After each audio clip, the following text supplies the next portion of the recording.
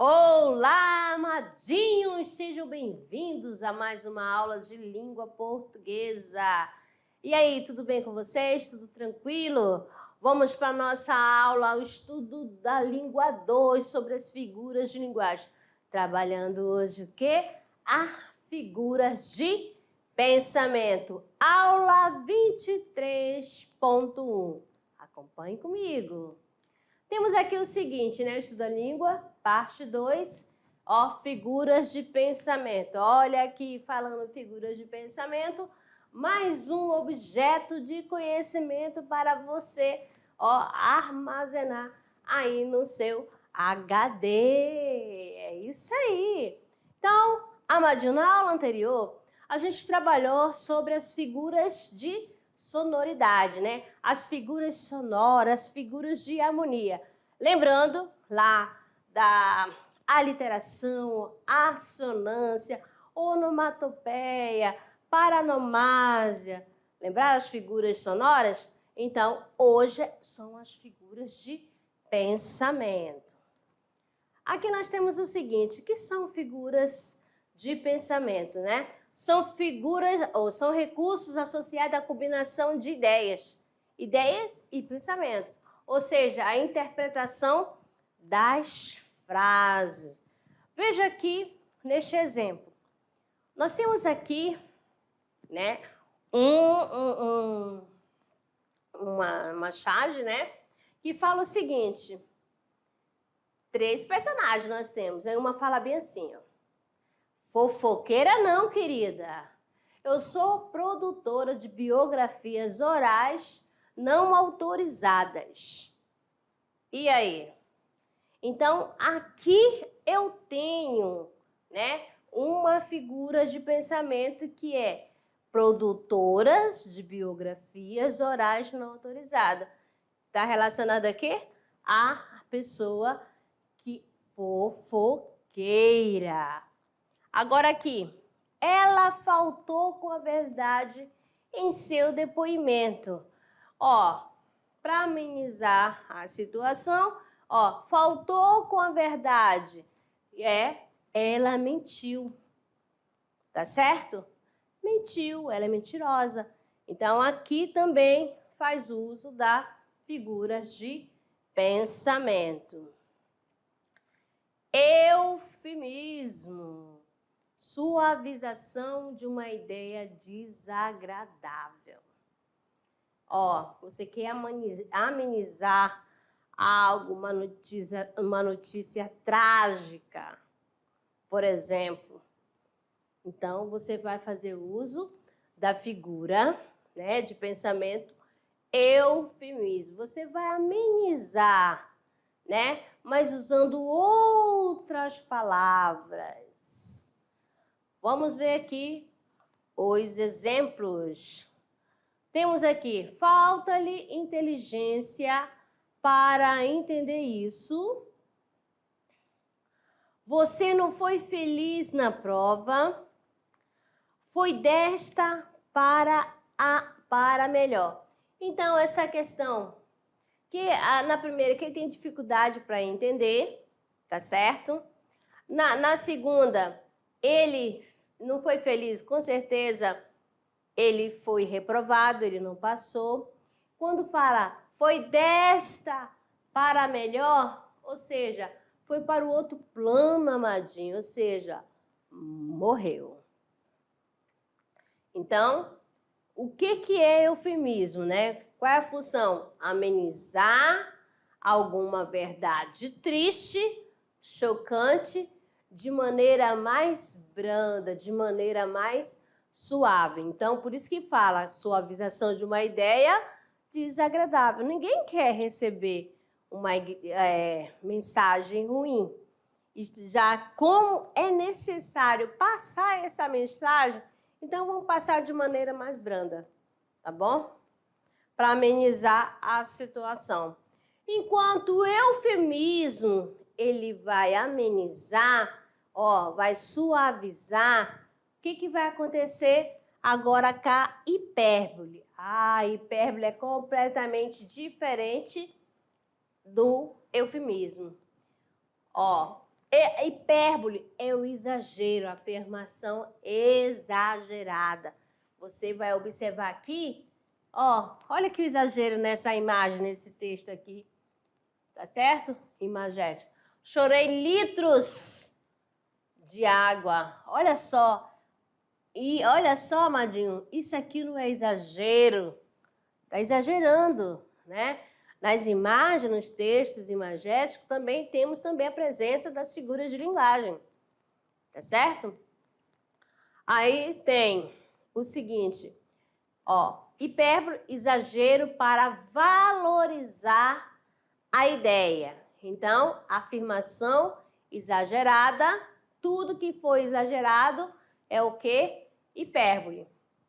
Puxa, estou morrendo de sono. Olha que exagero. Morrendo. A pessoa pode estar com sono. Mas, né, para chamar a atenção, menino, quem que não gosta, né, de chamar a atenção? O povo estourava de riso. Meu Deus, olha só, onde que está o exagero? Na questão de estourar, tá certo? Eu tenho um amor maior que o mundo, olha só, exagerando, dizendo que o amor dele é maior do que o mundo, olha só, maior que o mundo.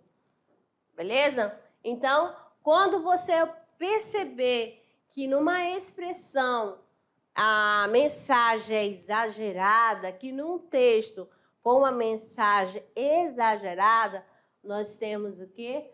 A hipérbole. No dia a dia, com certeza, né? Na sua casa, com um amigo, aí você, lá na casa, falou assim, vamos colocar aqui quem? Ana?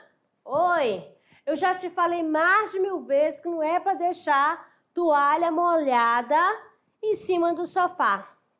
Quem já passou por essa situação? Ou toalha molhada, onde? Em cima da cama. Não é mesmo? Quantas vezes é necessário eu falar para te lavar esse prato? Já te disse milhões de vezes. Então, milhões de vezes. Então, isso daí tudo, essa fala, está mostrando o quê? O exagero. Beleza? Vamos lá. Então, já foi o eufemismo, que é para amenizar, suavizar uma notícia, né? E o exagero, que é a hipérbole. Chegando agora para vocês, ironia. Quem é irônica aí? Conhece alguém que é irônico? Então, vamos lá. Forma intencional de dizer o contrário da ideia que se deseja apresentar. Aqui, nessa primeira mensagem, nessa primeira frase, nós temos o seguinte, ó. As suas notas estão ótimas. 0 em matemática, 0 em português. 0, amado. É uma nota ótima? Só pensa. A pessoa vai toda feliz. O professor, uau, essa nota tá maravilhosa. Qual, professor? Qual? 0. Chega a dar um choque. Então, ó, ele está sendo o quê? Irônico. Ah, essas notas estão ótimas. 0 em português, 0 em matemática, 0 em química, 0 em física. Eita! Mas os amadinhos da mediação não são assim. Tenho certeza. Tá certo? Agora outra. Que voz agradável você tem. É uma Márcia cantando TT Espíndola.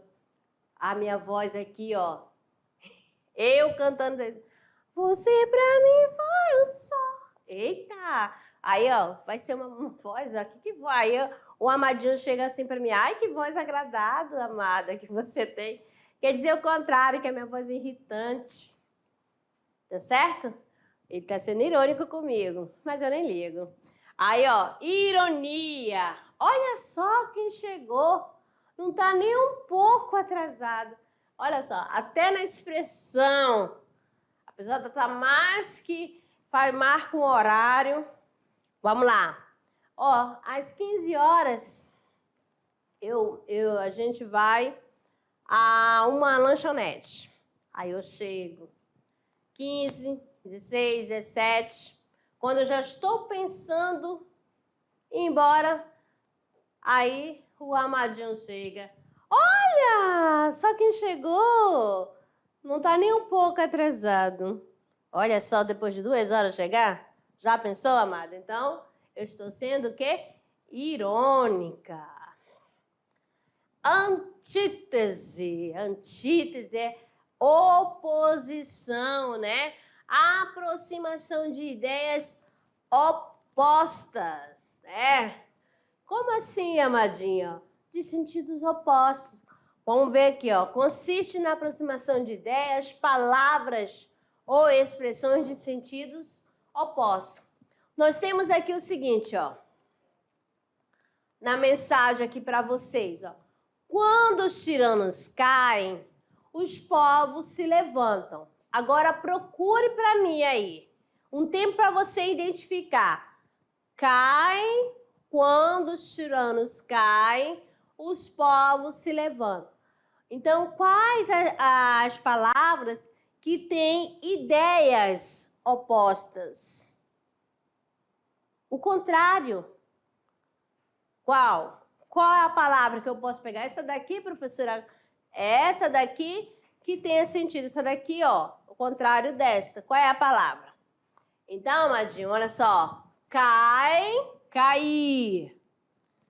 Levantam, levantar. Então, cair e levantar. Tem ideias, o quê? Ó, sentidos opostos, sentidos contrários. Belezinha? Oposição. Mais outra aqui, como já. Agora você vai identificar aqui nesta outra frase onde que ocorre, qual é a palavra que vai indicar antítese. Pedro não é bom nem mal, apenas justo. Pedro não é bom e nem mal, apenas justo. Qual é a palavra que eu posso retirar desse texto e nesse mesmo texto, nessa mesma frase, você encontra a oposição?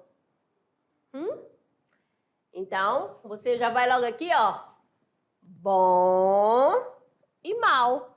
Ó, aproximação de ideias, sentidos opostos, né?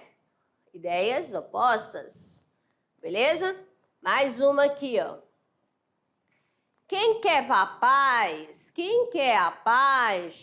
deve se preparar para a guerra. Então, outra aqui que você vai identificar. Ó, oposição, eu tenho paz. Oposição, guerra. Entendeu? Numa mesma frase. Que recompensa os bons, que os maus castiga. Quem recompensa os bons, os maus castiga. Então, bons, maus. Como era possível beleza e horror, vida e morte harmonizaram-se a si mesmo no quadro? Então, aqui, ó, beleza e horror, vida e morte. Tá certo? Antítese. Agora, aqui, nessa, o que você vai observar aqui? Ó. Sabe, Adão? Tudo precisa de um contraponto. Para existir, olha só, um positivo, tem que haver um negativo. Para existir um O positivo, tem que existir um O negativo, né? Se o mal, como saberíamos que é o bem? O que será da paz sem a guerra? O que seria de John sem oco. Então, aqui, a pessoa vai fazendo perguntas e mais perguntas, né? Vai fazendo, vai estar filosofando, está refletindo. E nesse texto aqui, você já vai percebendo, né? Que ele, em cada quadrinho, né?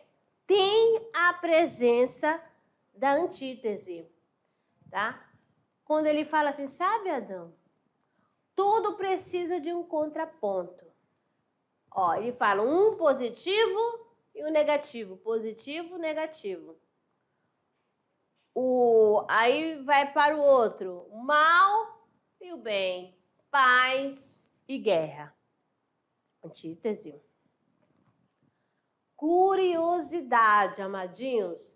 Nós temos aqui o paradoxo e oxímoro, que são as variações da antítese.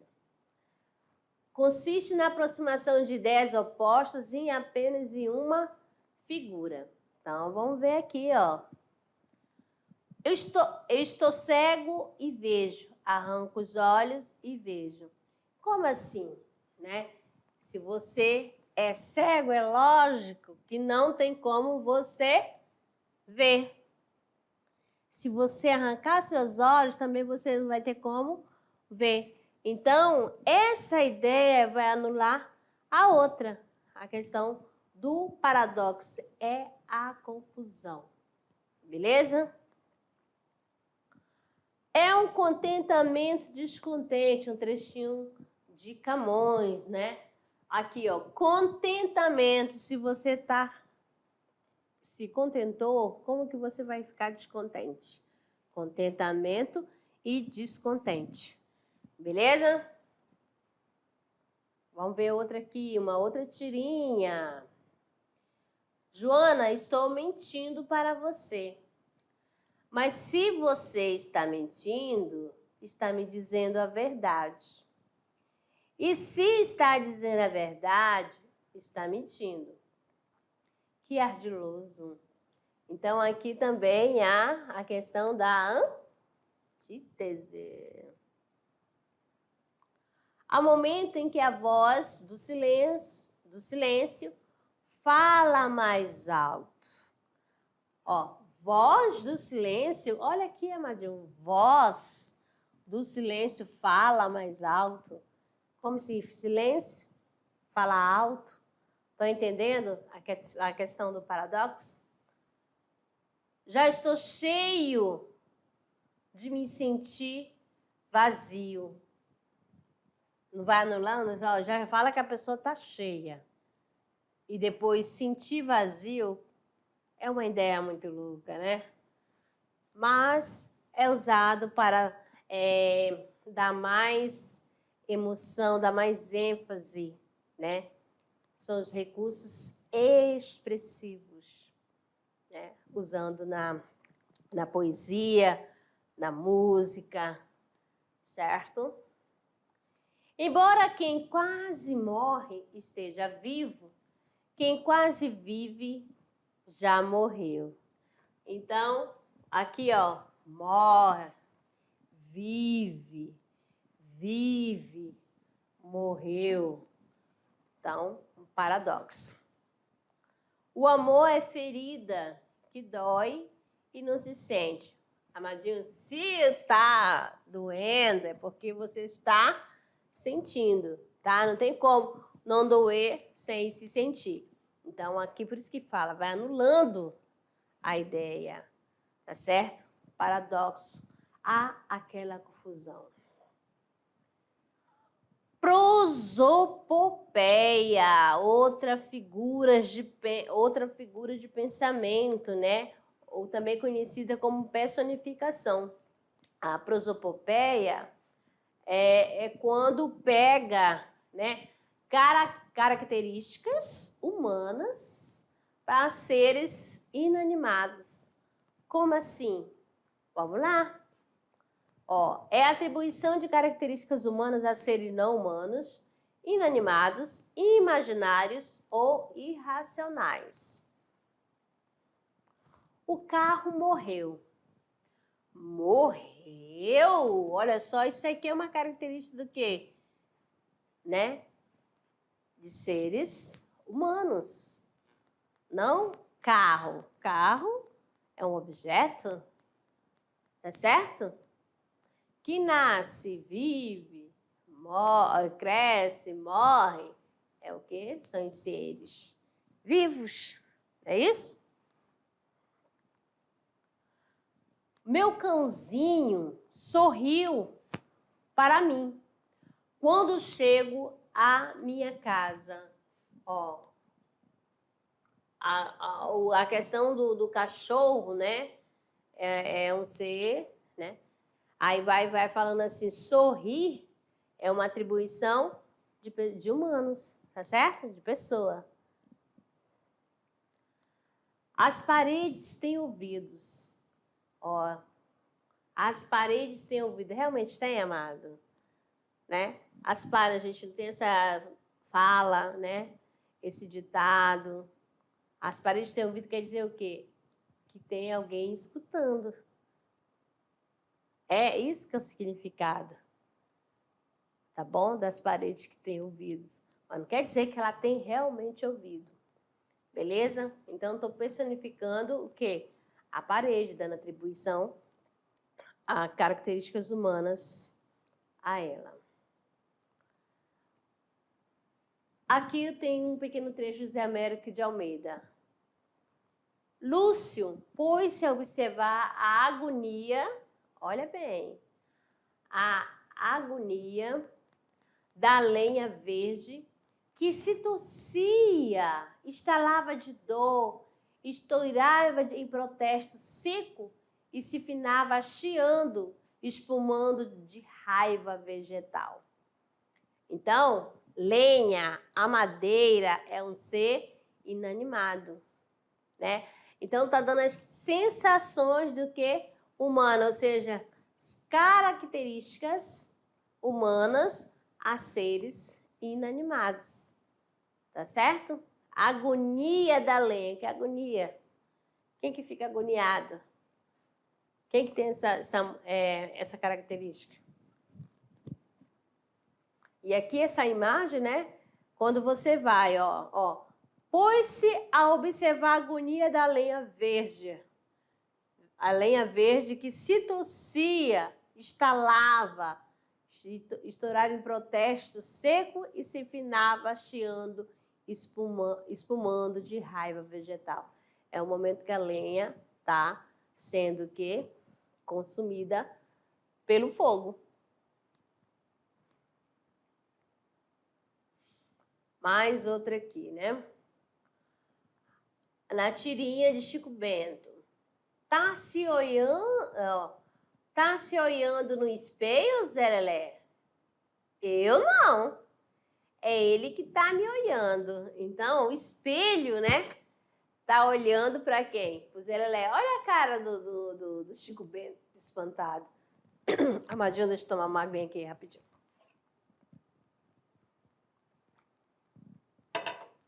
Viu só? Então, aqui, a tirinha, dentro deste gênero, tem o quê? A personificação, a prosopopeia. Quando ele fala, ele que está no seu espelho, tem olhos, amado? Então, quem olha? Que essa ação é de quem? De humano, tá bom? Espelho, espelho meu, existe alguém mais bonita que eu? Aff. Dizem que a liberdade o libertará. Aí o espelho pensou, né? Mas se eu lhe disser a verdade, eu vou acabar quebrado e alguém vai ter 7 anos de azar. Então, ó, espelho pensa, amadinho.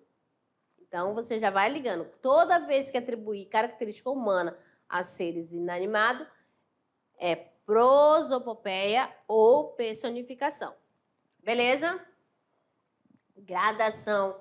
Outra figura de pensamento, que é o encadeamento de palavras ou ideias com efeito cumulativo. Vai acumulando, tá certo? Vamos lá. Esperarei por ela quando for preciso. Um dia? Uma semana, olha só a gradação. Um mês, um ano. Aí, mais outra. O pai olhava aquilo com tristeza. A mãe chorava e as crianças estavam aos prantos. Ó, tristeza, chorava e aos prantos. Então, você percebe a gradação. Ele pensou, mediu, pesou e pulou. Foi o melhor salto que já fez. Então, ó, pensar, olha só a acumulação de ideia. Vai juntando, ó. Medir, pesar e pular. Eu era pobre. Era um subalterno. Era nada, ó. Entendeu? Gradativamente. E pode ser crescente ou decrescente. Apóstrofe. Apóstrofe é a invocação ou a interpelação do ouvinte ou do leitor a seres reais ou imaginários, presente ou ausente. Vamos lembrar do vocativo, né? Vocativo. Lembra lá do vocativo que a gente já estudou? Entendeu? Então, nós temos aqui, ó. Senhor, Deus do desgraçado, dizei-me vós, Senhor Deus. Então, ó, essa questão, ó, chamando a atenção de alguém, né? Se eu deliro, ou se é verdade, tanto horror perante os céus. Castro Alves. Afasta de mim esse cálice, Pai. Então, onde que você vê? É para quem essa fala, né? É para quem essa fala? Então, você percebe aqui a questão da apóstrofe, né? Da invocação. Quando Castro Alves fala bem assim, Senhor Deus do desgraçado, dizei-me vós, Senhor Deus, está invocando quem? Deus. Se eu deliro ou se é verdade, tanto horror perante os céus. Aqui um trechinho, né, de Navio Negreiro, que você, quando você chegar lá no segundo, e você já vai estudar a segunda geração, né, o romantismo da terceira geração, tá certo? Vamos ver mais um pouquinho aqui. Levantai-vos, heróis do mundo. Ó, quem é para levantar? Os heróis do novo mundo. Deus, ó Deus, onde estás? Que não me responde. Então, Deus, ó Deus, olha só a invocação. Mais outra aqui, ó. Olha, um recado do Nietzsche. Ai, meu Deus, ele vai me matar. O que eu faço? É o fim? Espera aí. Li errado, que é livre. Deus é para você. Então, ó, tá aqui a invocação. Criança, não verás país nenhum como este. Imita na grandeza a terra que nasceste. Olavo Bilac. Então, aqui, ó, quando fala criança, é também o quê? Apóstrofe. Quem é o interlocutor, né? Tende piedade de mim, Senhor, de todas as mulheres. Então, quando ele fala, tende piedade de mim, Senhor, de todas as mulheres. Então, esse Senhor, ó, está sendo direcionado. Deus, ó Deus, onde estás que não me responde? Repetindo lá a frase, né?